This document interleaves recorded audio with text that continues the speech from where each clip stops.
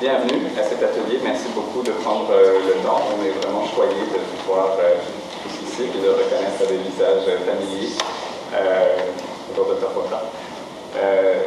Est-ce que j'aimerais vraiment vous introduire à la plateforme de soins virtuels et surtout partager que c'est un effort d'équipe qui est considérable, qui va nous permettre d'apporter des impacts pour le réseau.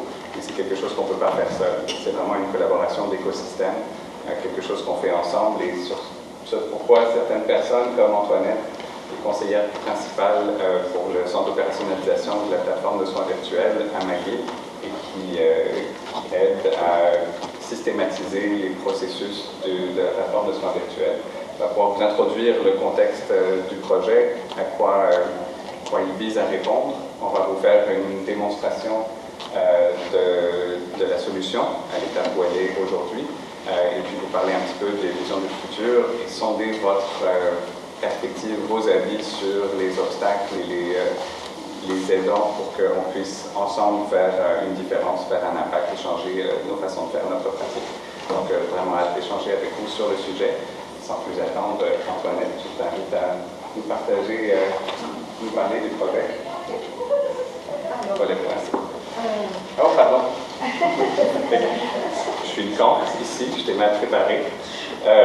Certains me connaissent, savent que je suis le cancre. Et on voulait sonder avant de commencer, apprendre à vous connaître un peu plus, qu'on ne vous connaît pas. Fait que je vais vous demander, est-ce que dans la salle, on a des médecins omnipraticiens, médecins de famille? Ici. Est-ce qu'on a des infirmières praticiennes? Ici, donc, autres cliniciens de première ligne. Merci, enchanté. Des médecins spécialistes ou des... pas médecins spécialistes. Des partenaires spécialistes en technologie. un peu de tout. Des gestionnaires. Des gestionnaires de réseau. Une bonne majorité. Parfait. Donc, merci. Ça va nous aider à aiguiller un petit peu aussi nos échanges pour la suite. Merci beaucoup. Bonjour, donc mon nom c'est Antoinette Guenem, je suis infirmière de profession et je travaille au niveau de télésanté depuis 2005. Donc ce qu'on va vous présenter aujourd'hui, c'est vraiment à très haut niveau la plateforme de soins virtuels, mais en débutant, on va commencer par mettre un peu le contexte. On sait très bien qu'on est dans un momentum favorable aujourd'hui pour le développement des soins virtuels. Donc, on a un problème d'accessibilité qui est très élevé, un enjeu qu'on connaît tous, je ne vous apprends rien de nouveau, mais qui est augmenté et magnifié par le vieillissement de la population, une pénurie de ressources qui est évaluée par l'OMS en 2030 à 18 000 effectifs dans les réseaux de la santé. C'est quand même énorme. On a un contexte de la pandémie qui a propulsé les soins virtuels et qui nous a mis devant l'évidence qu'on n'était pas vraiment prêts pour affronter ou assurer une continuité des services dans un contexte de crise. Et évidemment, on a ce nouveau paradigme en émergence qui sont les soins virtuels. On en parle partout, dans les provinces canadiennes, il y a des chantiers à niveau international pour intégrer les soins virtuels comme une modalité dans les activités courantes des cliniciens et des professionnels de la santé. L'objectif des soins virtuels, c'est, ça aussi je ne vous apprends rien de nouveau, c'est augmenter l'accessibilité. Je pense que ce n'est pas la bonne version, c'est correct. Augmenter l'équité, améliorer la continuité des soins et favoriser la collaboration professionnelle. Donc, dans ce contexte, on se dit pourquoi la plateforme? Pourquoi une plateforme de soins virtuels? Donc, si on passe à la prochaine slide, on voit ici qu'on a aussi un contexte sociétal qui est très favorable. On a des patients qui, il y a une décennie, n'étaient pas prêts à participer, à être partenaires dans leurs soins. Aujourd'hui, la CMA nous donne des chiffres qui sont très éloquents. On a 63% des Canadiens qui voudraient communiquer avec leurs professionnels de première ligne particulière. 24% seulement des médecins de famille offrent cette possibilité-là. On a 71% des Canadiens qui veulent prendre le rendez-vous électroniquement en ligne. On a juste 9% des médecins de famille qui l'offrent. On a 41% des Canadiens qui veulent faire des téléconsultations par vidéoconférence. Et on a juste 4% des médecins de famille qui l'offrent aujourd'hui. Donc, on a un contexte sociétal qui est prêt, mais l'enjeu, c'est de pouvoir répondre à ces besoins-là en s'intégrant dans les flux des cliniciens dans les cliniques. Et c'est le pourquoi de la plateforme de soins virtuels, qui est basée sur une vision.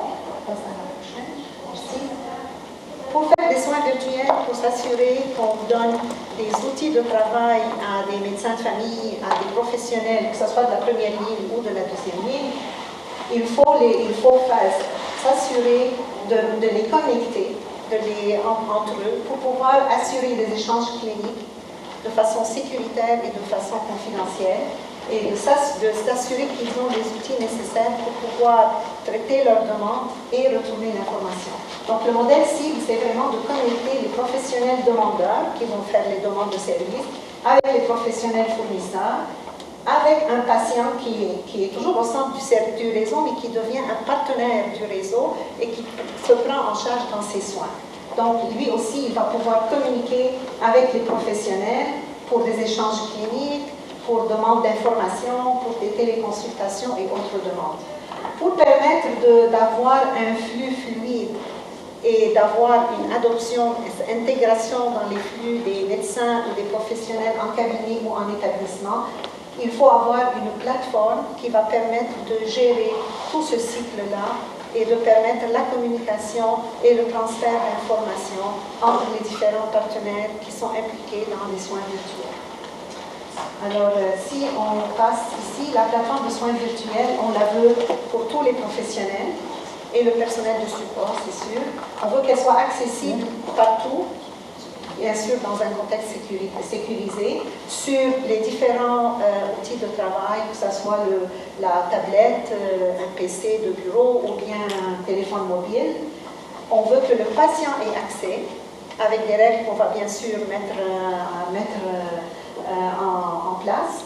On veut une porte d'entrée unique aux professionnels. Aujourd'hui, on vit des différents systèmes. Les professionnels ont le PSS, ils ont d'autres sources d'informations. Il y a les DME aussi qu'ils utilisent pour certaines portes d'entrée pour leurs demandes. Mais l'objectif, c'est de vraiment converger ça vers une porte d'entrée unique, parce qu'il n'y a pas un professionnel qui veut travailler avec X systèmes, et il n'y a pas un patient qui veut avoir à se connecter à différents systèmes pour pouvoir répondre à ses besoins d'information ou à ses demandes. La plateforme va aussi favoriser la collaboration interdisciplinaire et interprofessionnelle. Elle va assurer une communication unifiée et sécurisée.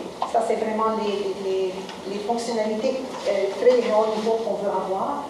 Et bien sûr, on veut qu'elle ait la capacité de s'interfacer avec les différents systèmes en amont et en aval, notamment les DME, d'autres systèmes qu'on est en train de définir avec le ministère. Donc, la portée au niveau du développement de flux et de fonctionnalités. Vous voyez ici, on a la téléconsultation en 50 temps différé. Le premier service qu'on a démarré, c'est la dermatologie.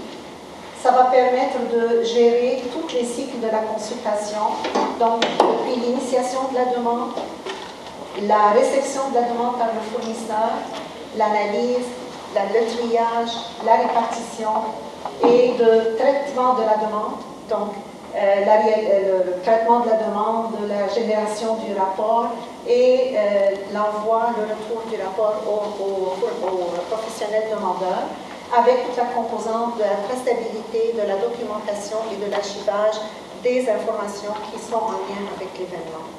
Donc, c'est vraiment un tout regroupé et une gestion de bout en bout du cycle de la consultation.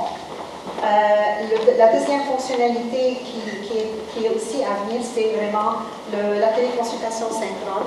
On sait aujourd'hui qu'on fait des consultations par visioconférence avec Teams, avec Zoom, avec d'autres moyens de visioconférence traditionnels, mais la différence, c'est qu'on va avoir cette intégration avec le lien avec la visioconférence, mais on va avoir toutes les informations documentées, liées à un événement, avec la traçabilité et le suivi longitudinal de ces activités dans le temps pour un même patient. L'accès patient va venir aussi, qui va permettre les communications entre le patient et son professionnel de la santé, les échanges cliniques bidirectionnels et même des téléconsultations qui peuvent se faire directement donc entre le professionnel. Téléconsultation, ça peut être synchrone ou asynchrone, synchrone avec l'intégration de liens Teams, etc. L'ultime fonctionnalité aussi, qui sont déjà existantes sur la plateforme dans certains projets pilotes, c'est les trajectoires complexes de soins. J'ai voulu schématiser un peu ici une trajectoire complexe, un type, qui est déjà en fonctionnement sur l'ancienne plateforme Atlas Télémètre, où on a deux couleurs ici, c'est des établissements. Donc, on a des activités, un patient qui est en Outaouais, qui est vu par le chirurgien en Outaouais, admis en chirurgie préopératoire en Outaouais. La documentation doit être transmise à un autre établissement à Montréal, qui lui doit prendre connaissance de ces éléments-là, du consentement du patient, du formulaire d'admission de chirurgie fait là-bas en Outaouais. Il doit planifier l'enseignement pré-op, l'admission au congé et retourner au niveau du CISO parce que le post-opératoire se fait par exemple en Outaouais. Toute la communication, la communication de l'information, la coordination des activités, les différents accès que les gens peuvent avoir à la plateforme et un visuel en tout temps de toutes les parties prenantes qui sont sur la plateforme. Donc, juste pour dire que l'appel d'offres a eu lieu en 2021, l'acquisition de la plateforme a eu lieu en 2021, c'est un mandat de 10 ans. On travaille, on a le mandat, il y a un centre opérationnel qui a le mandat de travailler avec Aquinox pour le développement de ces différentes fonctionnalités. Donc, on commence les téléconsultations en temps différé, c'est là où on est aujourd'hui. Il y a, vous voyez ici, toutes les activités qui vont s'échelonner, donc que j'ai mentionné tantôt pour la réalisation. Puis bien sûr, au fur et à mesure, il y a des besoins cliniques qui vont émerger et des trajectoires qui vont s'ajouter. Et on verra au fil du temps où est-ce qu'on sera rendu. Alors, les acteurs clés, je voulais juste aussi mentionner que tout le travail se fait sous la coordination aussi du ministère de la Santé. On travaille de façon très serrée, on a des comités d'experts cliniques formés de FMSQ, FMOQ, CMQ, la direction télésanté du ministère, le centre opérationnel que je représente aujourd'hui, le centre d'expertise patient partenaire, parce qu'ils vont avoir un apport très important au niveau aussi du portail patient. Puis, bien sûr, le fournisseur. On a le CRDS aussi qui fait partie de nos équipes, c'est-à-dire on travaille en collaboration avec eux pour coordonner un peu les flux, les processus, parce qu'on se rejoint tous en ligne. Et pour la dermatologie, on a un comité d'experts spécifique en dermatologie et on travaille de très près avec l'association des dermatologues du Québec. Donc, pour chaque domaine clinique, en fait, il va y avoir un comité d'experts cliniques qui va définir les besoins et l'offre de services qu'on va intégrer dans la plateforme. Alors, sur ce, je vous laisse... Un petit mot ici sur le flux de téléconsultation cible, en fait, dans la plateforme. Donc, vraiment, la première phase qui est déployée en ce moment pour la télédermatologie en termes de téléconsultation en temps différé.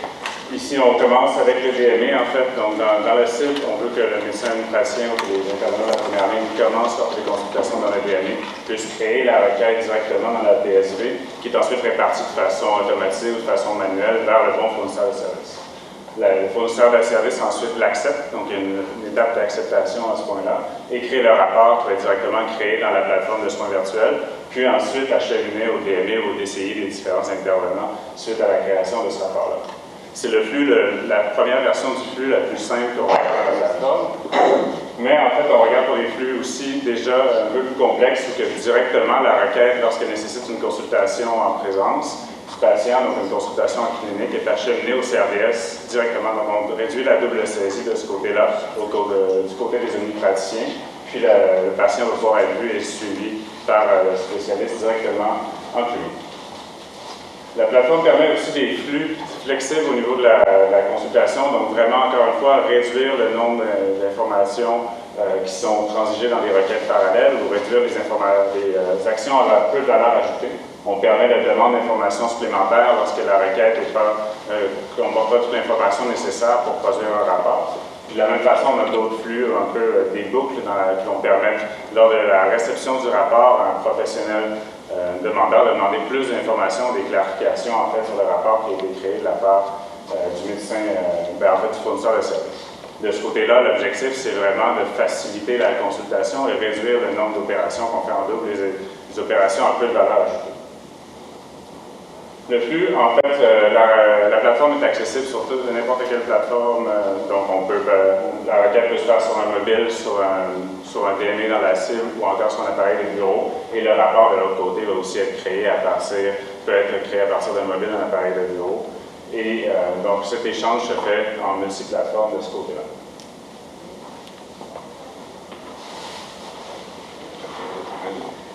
Côté technologie, c'est une des premières applications cliniques provinciales sur le cloud qui est sanctionnée au niveau de la sécurité, qui fait toutes les validations avec le COCD, CGCD, etc., et qui permet un partage au niveau provincial de la donnée. Fait que les expériences qu'on a vécues dans le contexte de la pandémie ont permis d'ouvrir le sentier et de mettre des sentiers battus qui étaient plus difficiles à obtenir dans le passé.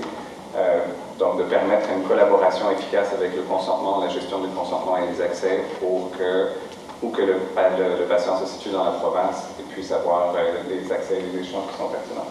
La solution est totalement interopérable.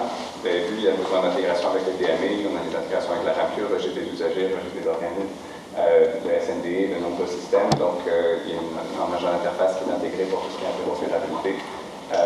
Une journalisation complète, l'event sourcing, qui nous permet de savoir, j'ai envoyé un lien pour un questionnaire de prévisite à un patient. Est-ce qu'il l'a reçu? Est-ce qu'il l'a ouvert? Est-ce qu'il a démarré le formulaire? Est-ce qu'il a besoin d'aide pour le compléter? Puis qu'on peut aller le compléter pour lui s'il appelle parce que c'est une personne qui a de la difficulté avec l'informatique. Et que toutes ces étapes-là sont conservées, sauvegardées et journalisées entièrement sur la plateforme. Ce qui permet également à terme de bénéficier de la recherche, parce que souvent quand on démarre un système, on essaye de mettre des boîtes pour dire bon, on veut savoir tel délai qu'on va faire nos mesures puis faire notre BI. Si on n'anticipe pas les questions qu'on peut poser, c'est plus difficile avec une approche traditionnelle. L'event sourcing nous permet de revenir dans l'historique de toutes les données, toutes les saisies, toutes les étapes de tous les acteurs et de poser des questions et donc d'être très riche pour les capacités de recherche clinique, la validation et l'e-testing.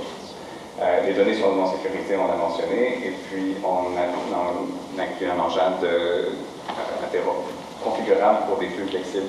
Donc, à terme, les organismes et le ministère vont pouvoir développer des nouvelles trajectoires, des nouveaux questionnaires pour couvrir tout type de besoins dans le réseau à partir des mêmes outils. Okay. Les impacts pour la pratique, la cible, c'est une porte d'entrée unique. C'est une façon beaucoup plus simple pour l'expérience utilisateur, autant des cliniciens, pour pas savoir de quel bord je me tourne, pour savoir je pose la question pour telle approche, est-ce qu'il faut que j'appelle, est-ce qu'il faut que j'envoie un fax, est-ce que c'est une référence, est-ce que c'est dans le CRDS, qui est vraiment une façon beaucoup plus unifiée d'orienter les demandes et d'y répondre de façon efficace. Excusez-moi, je vais avaler ça va être drôle pour la suite. Des nouveaux codes de facturation sont disponibles pour la télédermatologie. Puis on ne se cachera pas, la rémunération est un élément assez critique de l'adhésion des cliniciens à des nouvelles modalités de service. C'est très encourageant que ça ait été développé pour la télédermatologie. Je sais que de nombreux échanges sont en cours. Merci aux amis du ministère pour toute la mobilisation pour essayer d'encourager une reconnaissance avec une rémunération pour ça. Puis une documentation complète des échanges dans les outils des cliniciens. Et que l'objectif, c'est vraiment d'essayer de réduire la friction à toutes les étapes des communications qui sortent des silos pour qu'on puisse faire une approche, une unité dans la diversité, une communication unifiée, mais qui est facilitante, et non pas encore d'autres étapes qui deviennent une lourdeur additionnelle.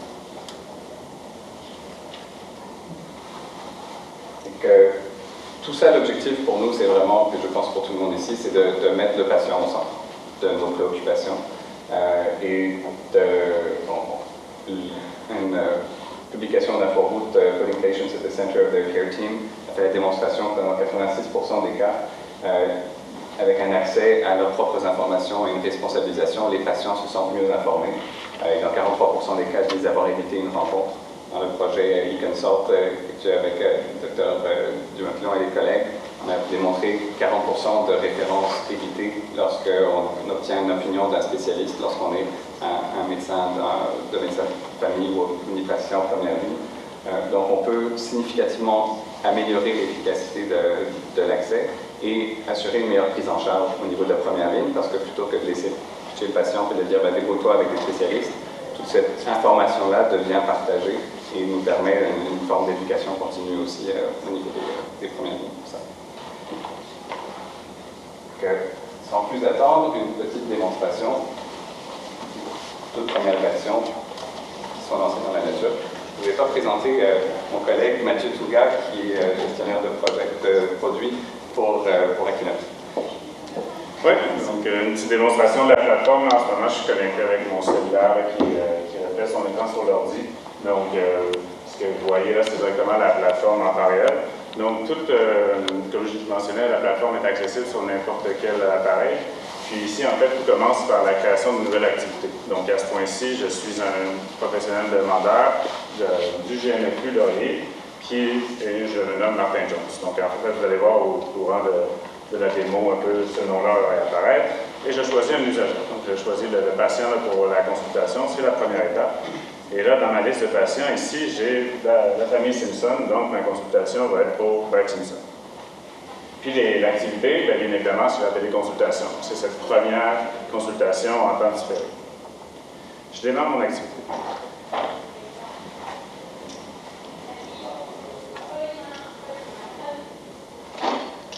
Donc ici, comme vous voyez, la requête est brouillon, la requête est créée, l'usager est identifié, donc c'est possible d'avoir, la sauvegarde automatique est faite, c'est possible de rentrer des informations, revenir plus tard s'il manque de l'information avant de l'envoyer. En fait, ça va être sauvegardé en temps réel.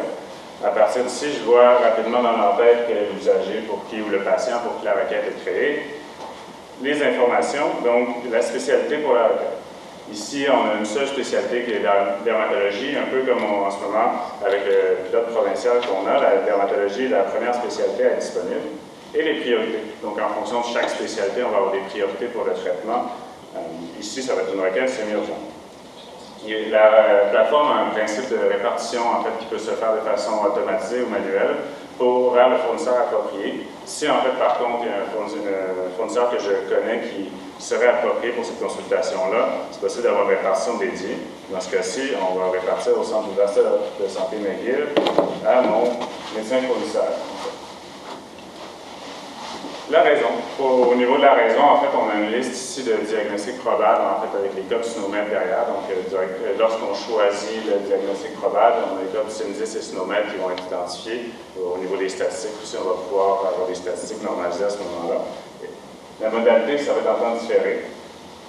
Et les photos. Donc, en tant que demandeur, à ce point-ci, si je ne suis pas sur mon DME, je suis directement sur mon téléphone cellulaire, je peux prendre des photos qui vont être en fait prises directement avec mon téléphone. Donc, les photos ne sont pas sauvegardées sur l'appareil, c'est complètement sécurisé. Ils vont être mis sur la plateforme sans avoir besoin de passer par l'appareil directement. Donc, je vais prendre 3 à 5 photos parce que c'est ce qu'on demande pour la dermatologie. Ici, je vais prendre des photos de ma main qui est la zone affectée.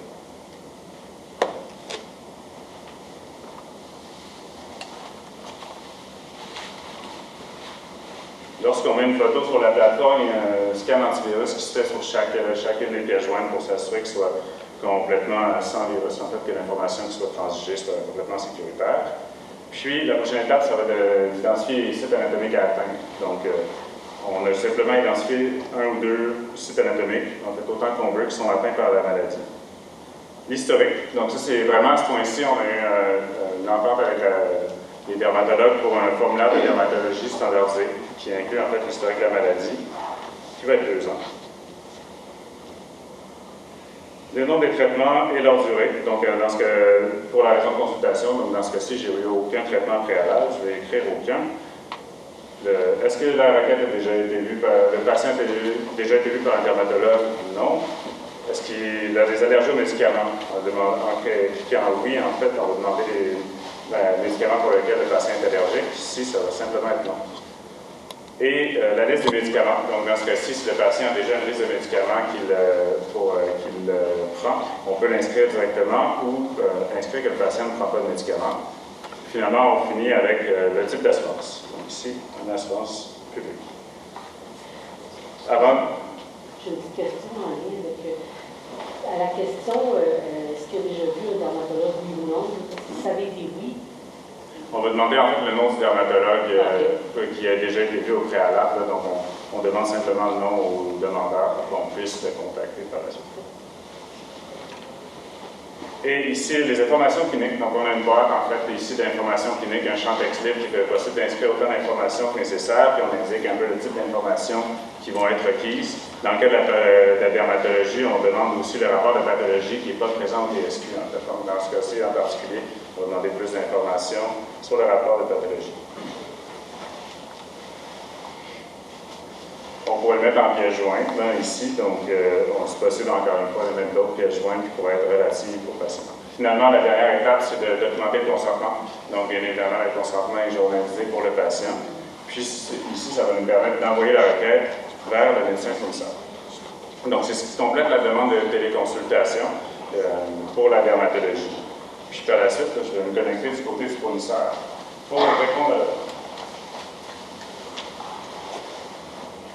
Il y a aussi un système de notification qui se fait pour aviser le fournisseur qu'il a reçu une demande. Donc lui, il va rentrer dans son courriel, puis il va cliquer sur le lien, puis il va tomber sur l'interface fournisseur. Donc ici, je suis connecté en tant que médecin fournisseur. Comme vous voyez, ici, c'est mon tableau de bord. Donc j'ai mes demandes qui sont actives en attente complétée. Donc les demandes qui sont actives, c'est tout ce que j'ai à prendre une action. Donc en tant que fournisseur, c'est ce que je dois répondre en tant que rapport. Peut-être créer un rapport, répondre à des demandes d'informations supplémentaires, ce genre d'action. Donc on voit que la demande là, qui est de M. Jones pour Barry Simpson a été créée 41 secondes. Elle est destinée vers moi. Donc, à ce point-ci, je peux simplement l'ouvrir pour y répondre. Comme vous voyez, en fait, la demande est en attente du fournisseur. Donc, on attend que, avant de pouvoir créer le rapport, il faut accepter la demande au niveau du fournisseur de service. Je vais faire un petit rafraîchissement.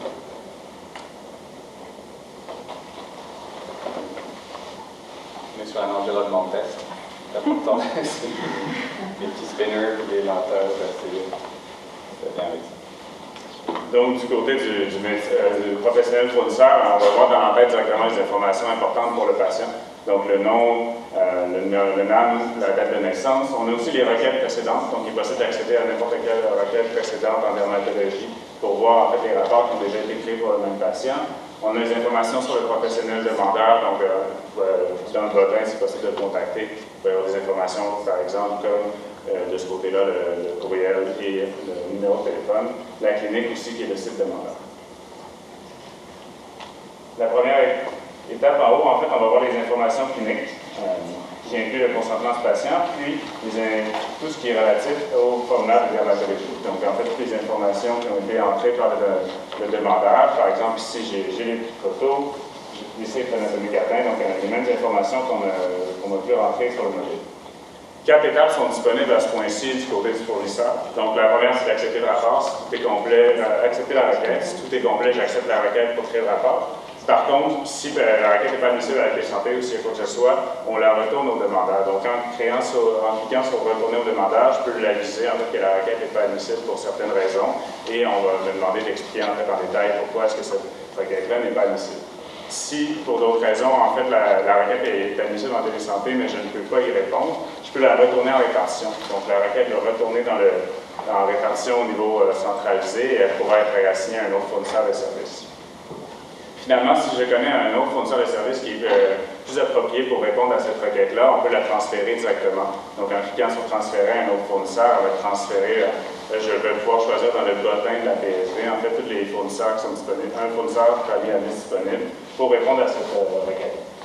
Si tout est complet, l'étape logique, c'est d'accepter. Donc, en acceptant la requête, en fait, il y a une petite notice qui confirme Tout est complet pour créer une consultation virtuelle. Je vais accepter la requête. Et l'étape subséquente, c'est de remplir le rapport. Donc, le rapport est un rapport structuré, en fait, incluant plusieurs étapes. Le rapport de consultation, les impressions diagnostiques, au niveau de toutes les impressions diagnostiques de la dermatologie. Ça va être comme ça, en fait, pour la plupart des spécialités. L'objectif est encore d'avoir des standardisés. Je peux en choisir une ou plusieurs. Et si l'impression diagnostique est non présente, en fait, c'est possible d'indiquer un champ texte-libre qui va permettre d'indiquer l'impression qui n'est pas dans la liste. De la même façon, cette liste-là, on peut rechercher. Donc, si j'écris, elle est filtrable parmi toutes les impressions diagnostiques, il y en a un peu plus de 300 pour s'assurer que la recherche soit facile. La conduite à tenir. Jeune, grand et agile, capable de saisir en même temps qu'essayer de vous parler, et sentir le temps. Et le suivi, en fait. Donc, la dernière étape, ça va être le type de suivi qui est requis pour cette requête-là. Comme on mentionnait précédemment, c'est possible directement d'envoyer la requête en référence nominative au CRDS ou en suivi suggéré en consultation virtuelle, donc de suggérer un suivi en consultation virtuelle qui pourrait s'établir à un certain moment plus tard dans le temps. Encore une fois, si on clique sur ce champ-là, on va demander un délai proposé. Dans notre cas, le patient ne demande pas suivi. Mathieu, si on clique sur CRDS nominatif, là, on va préciser la raison et la priorité selon le CRDS, qui devrait être acheminé par la suite au CRDS. Donc ça, c'est ce qu'on a convenu avec les équipes CRDS pour faire la transition.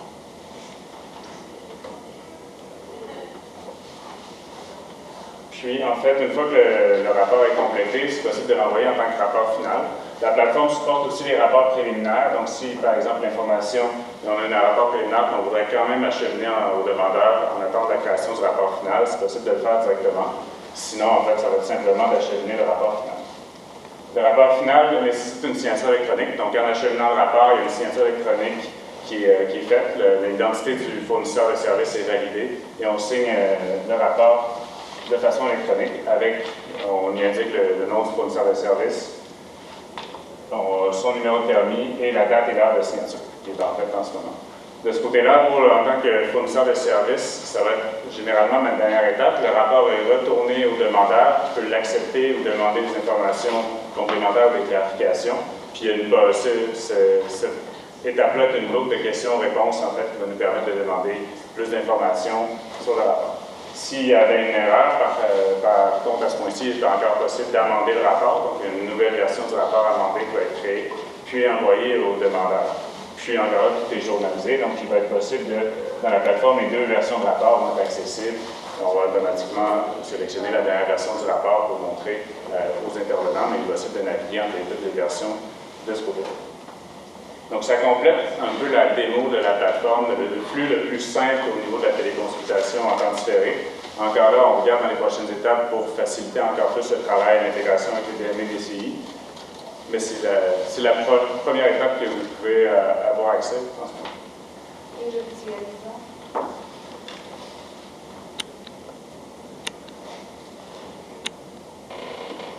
Petite étape au niveau du visualiseur.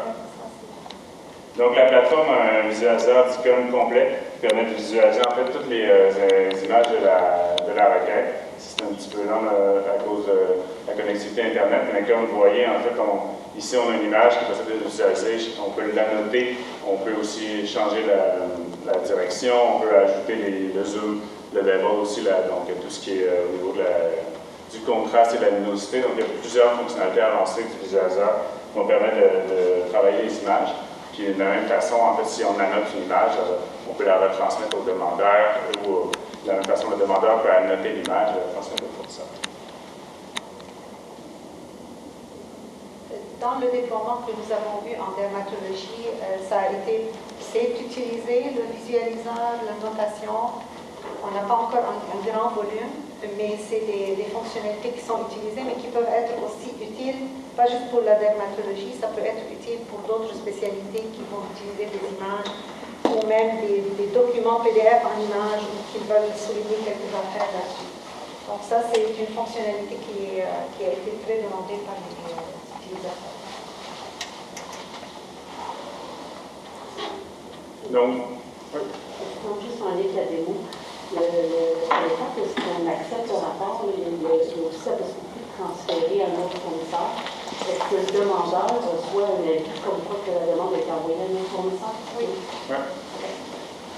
Et il y a une journalisation complète de tout acte par tout acteur, incluant la notion de délégation. Donc, si quelqu'un est délégué pour pouvoir faire des actions de la part d'un médecin, par exemple, ou secrétaire sur certains types de trajectoires, vous allez voir que telle personne a fait telle action de la part de telle autre personne avec une journalisation complète. Ce qui est important peut-être à souligner, c'est qu'on a travaillé en co-construction. J'aime le terme, il y a beaucoup de gens qui aiment ce terme-là. Donc, beaucoup avec la FMOQ, FNSQ, Collège des médecins, pour s'assurer, premièrement, que ça soit au niveau du flux, que ça respecte la responsabilité professionnelle, que ça respecte le cadre légal, juridique au cas où. Puis la documentation, la nomenclature, tout ça, on est en train de les travailler avec les ordres professionnels pour être sûr que ça répond réellement au contexte de la pratique qui est en vigueur au Québec. Les notifications, on les a aussi paramétrées en fonction avec cette équipe-là pour dire à quel moment faut-il envoyer l'information, quel est le contenu de la notification et qui doit la recevoir, etc. Donc tout ça c'est paramétré dans les flux génériques. Et on va faire la même chose quand on va travailler avec le patient qui va être sur la plateforme et qui va recevoir des notifications, etc. Mais là, c'est toute une autre paire de manches. Là, on va travailler plus avec le CEPP pour que ça soit dans un langage qui répond aux besoins des usagers. Au niveau de la notification aussi, il est possible d'avoir une notification de façon individuelle, donc au moment où la notification est envoyée, ou de façon groupée en fait. Donc si on veut réduire le nombre de courriels qui vont être envoyés, le nombre de notifications, il est possible de choisir en fait l'heure d'envoi et la journée pour s'assurer qu'on n'ait pas trop de courriels de la part de la PSD, mais simplement des informations pertinentes à un moment donné. En fait. Donc, il y a vraiment toute cette configuration au niveau de la notification qui est possible pour la plateforme. Il y a une question, je pense. Ben, je vais un peu sur une question de diapo d'après sur c'est quoi les facteurs facilitants et facilitants. J'aimerais juste savoir, moi, comme médecin de famille dans mon bureau, pourquoi je fais de la télésanté au lieu d'utiliser le CRDS en dermato? C'est quoi mon avantage à moi? 14 jours. 14 jours. Le dermato? OK. L'Association des dermatologues du Québec dit qu'ils vont répondre pendant 14 jours avec la plateforme. OK. Puis est-ce que moi je suis payée parce que c'est beaucoup plus de saisies de données? Oui. Oui, Vous êtes payé, le dermato est payé. Mais il y a aussi une différence, c'est que ce que les dermatos nous ont dit, c'est que souvent, le diagnostic qui est mis par le médecin omnipraticien avec la priorité peut ne pas. On a eu l'expérience déjà dès les premières consultations, où par exemple le diagnostic était tel que c'était vraiment autre chose et qu'il ne devait même pas aller à un dermatologue. Donc, si on envoie le patient au CRDS, il aurait attendu combien de mois pour aller chez un dermatologue alors qu'il ne devait pas aller chez un dermatologue. C'est un cas peut-être exceptionnel, mais c'est le premier cas qu'on a eu. C'était comme, oh, wow! Mais il a eu une réponse rapide qui était plus pertinente pour sa condition, parce qu'il devait être traité plus rapidement. Donc, la pertinence d'envoyer au CRDS, on a avec les listes d'attente et souvent, etc. Donc, je n'ai pas besoin d'élaborer là-dessus, mais je pense que c'est quand même un point qui est important à regarder. Dans la littérature, la diminution des références inutiles vers le CRDS et vers le présentiel est bien documentée. Vous l'avez expérimenté juste avec le e-consult, avec des consultations plus détaillées, plus précises, c'est encore... Sauf que l'enjeu que je vois, si je peux me permettre, justement, c'est que la saisie de données du côté du professionnel de première ligne est plus longue. J'avais compris qu'il y avait une participation faciale à remplir ce formulaire-là, alors que là, il y a beaucoup plus de saisie de données que dans les consoles. Il y a la job, le temps que ça va prendre au professionnel de première ligne est plus long que sur... Et c'est une consultation. Avec un rapport de consultation qui est une consultation officielle. Le Collège des médecins est très, très strict là-dessus. C'est ce qu'ils nous ont dit comme différence. C'est l'idée de l'échange en fait à cette étape. Merci juste pour m'enchaîner là-dessus, je note votre main. On a le privilège d'avoir la pilote ministérielle en télésanté, Mélanie, qui est ici, et qu'on va avoir des réponses, et Christian qui a travaillé tellement longtemps dans ce projet également avec Niveau et Antoinette. Donc vous avez les sources d'autorité ici pour les réponses de multiples questions, puis on vous laisse vraiment sonder le terrain. C'est vraiment le tout début, ces préoccupations-là de est-ce que c'est trop lourd, est-ce que c'est long à saisir, est-ce qu'il y a des... On travaille en mode agile, ces processus sont voués à évoluer. Certaines nouvelles trajectoires vont pouvoir se mettre qui, elles, vont avoir des accès plus simples, comme potentiellement un simili conseil numérique pour certains types de trajectoires qui le mériteraient. D'autres peuvent être plus complexes et avec, justement, c'est le patient qui fait la saisie. Et on fait juste faire un suivi, on regarde les indicateurs, puis on minimise le temps qu'on aurait besoin de la part d'un clinicien. Donc, je serais très curieux de vous entendre à cette étape-ci. J'ai une main là-bas et puis une main ici. Moi, ma question, c'est comme une saisie de données. On la multiplie, le dentiste fait 3 pages, le physio fait 3 pages, il demande la mobilité, la dermatologie.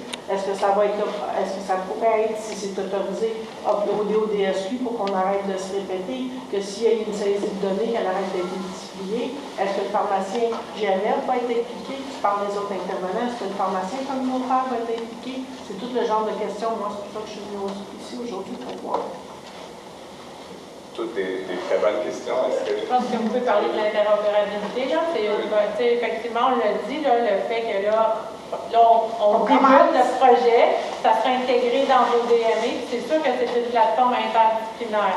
Tantôt, selon la trajectoire de soins, que ce soit avec le pharmacien communautaire, la travailleuse sociale en GMF, quelqu'un en établissement, le CLSC, le patient. Tantôt, on disait, il y a beaucoup de questions, quand tout le monde on disait peut-être c'est le patient.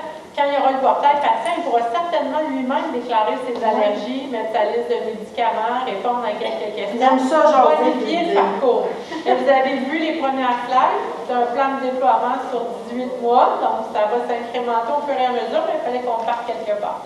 Mais j'entends bien pour réflexion. Est-ce qu'il va être au DSQ éventuellement? Le DSQ, c'est un bébite compliqué. Okay? J'aimerais quasiment mieux vous dire qu'il va peut-être être au DSN. Ça va peut-être être plus rapide. Au DSN, avec les rapports, avec tout, je suis d'accord. Mais il y a un agent d'intégration aussi là-dedans qui va envoyer des rapports à tout le monde. Nous, on souhaite que ça soit envoyé au DSQ, mais le DSQ, ça pose des défis différents. Oui. Mais si vous ne connaissez pas, mais je suis très perspicace. On essaye, mais on va pas sûr qu'on va réussir. Puis on a Mme Roy du bureau du projet avec nous aujourd'hui. Elle entend ce défi-là aussi, mais il y a des choses qui sont compliquées. Parfois, ça prend du temps. Merci beaucoup. Merci Mélanie. Peut-être rapidement sur le volet de l'interopérabilité aussi. Déjà en partant, l'authentification est faite avec votre compte en fédération d'identité avec Office 365, le compte M3S, SSS, MED, qui donc vous permet un accès sans devoir faire entrer les mots de passe, refaire une authentification. Donc on va chercher de façon itérative le plus de valeurs possibles pour réduire la friction. Mais ça va être dans le temps, et ça a été souligné, c'est sur 18 mois. Je préfère lancer des choses rapidement puis pouvoir co-créer, comme Antoinette l'a mentionné, co-créer avec vous une solution qui va vraiment répondre aux besoins et non pas attendre 3 ans de projet et de faire toute une maison qui finalement plaira à personne, potentiellement. Je me demandais si la finalité, c'est que le patient a besoin des 20 personnes parce que les photos, c'est pas suffisant. C'est quoi la trajectoire? Est-ce que ça nous revient, c'est nous qui gérons ça? C'est le spécialiste qui l'envoie? Comment ça fonctionne? C'est quoi la première partie de la Si le patient va être vu en personne, parce que là, c'est des photos. OK. Donc là, la référence se fait par le dermatologue au CRDS et le dermatologue propose de voir lui-même le patient. Et il s'autoréfère. Maintenant, si le patient refuse, le CRDS communique selon les processus du CRDS, il va communiquer avec le praticien et il va proposer au patient un dermatologue qui est plus dans son secteur ou quelque chose comme ça. Donc les processus du CRDS suivent leur cours par la suite. Je me demandais si la réponse sur laquelle ça ne va pas remplacer le CRDS en dermatologie. Il va remplacer, c'est complémentaire aussi. Non, mais dans le fond, mais c'est une raison pour laquelle ça ne pouvait pas remplacer le service en dermatologie. Ça va être la porte d'entrée du service en dermato. Mais là, pour le déployer à travers le Québec, il y a des gens, on l'a dit, là, la littératie numérique de tout le monde n'est pas au même point. Il faut que vous ayez votre compte net, il faut que vous soyez, faut que ça soit dans le DME, puis il y en a encore, c'est pas là pour l'instant, fait que c'est pas. Encore, là, vous avez le choix, mais on s'en va vers ça effectivement.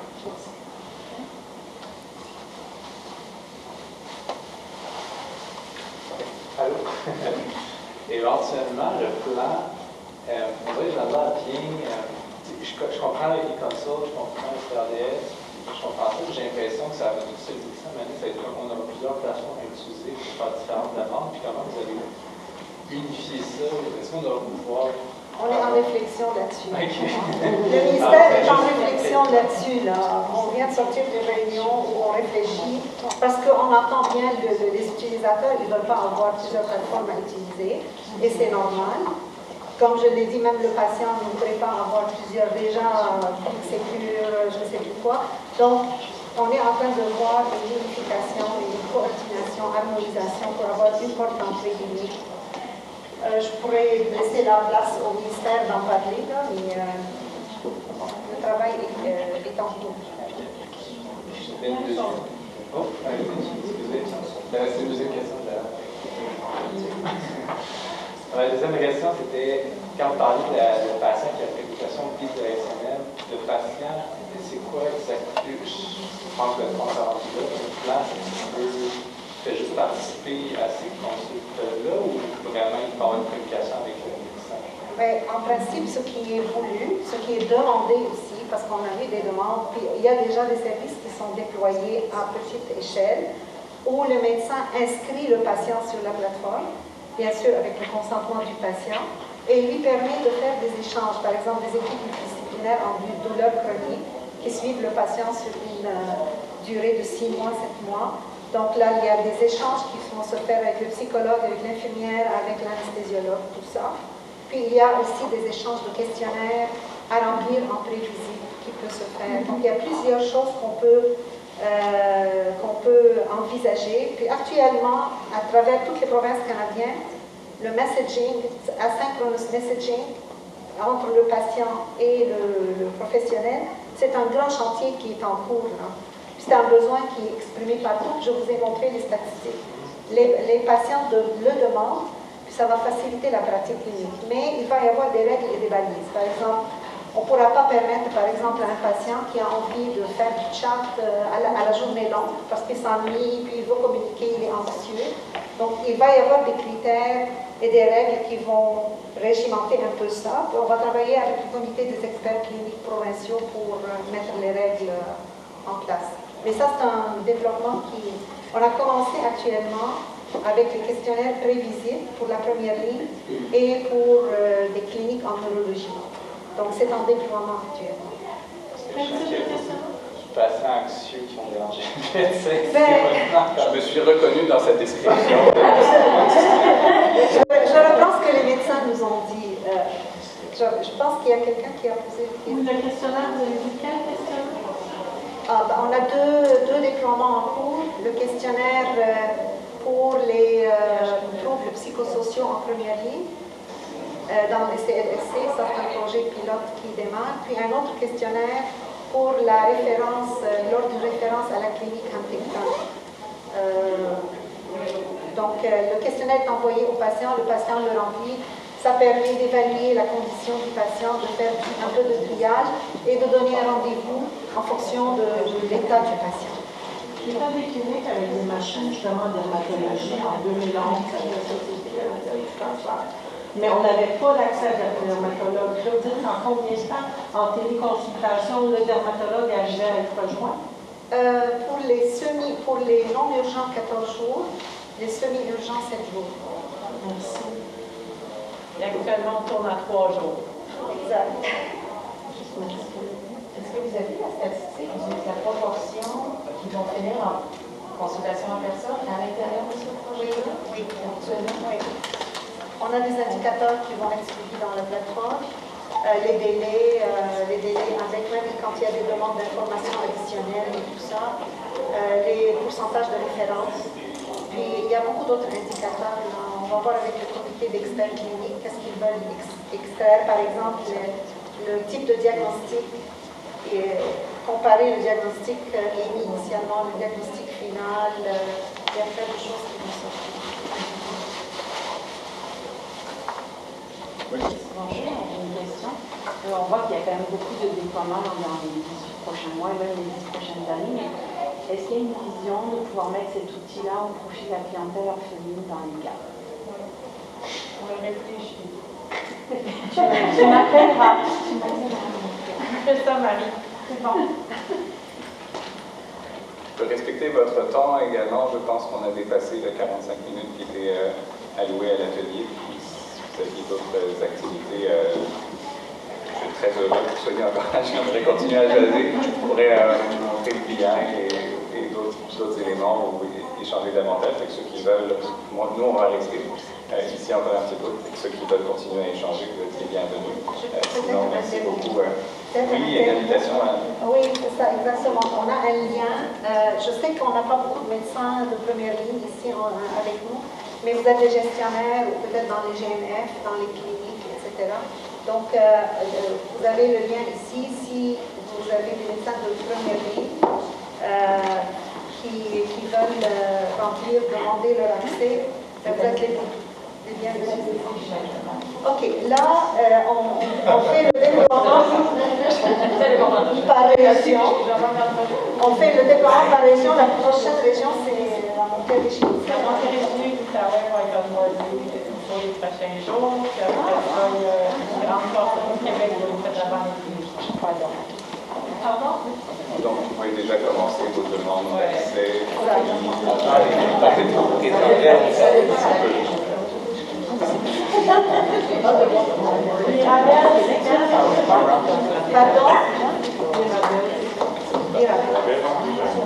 Mirabel, c'est déjà disponible. Les 3L, c'est déployé, c'était la première phase de rodage. Donc, le 3 jours, là, c'est dans les 3L. Scannez votre code QR, ça va fonctionner. Merci, Antoinette.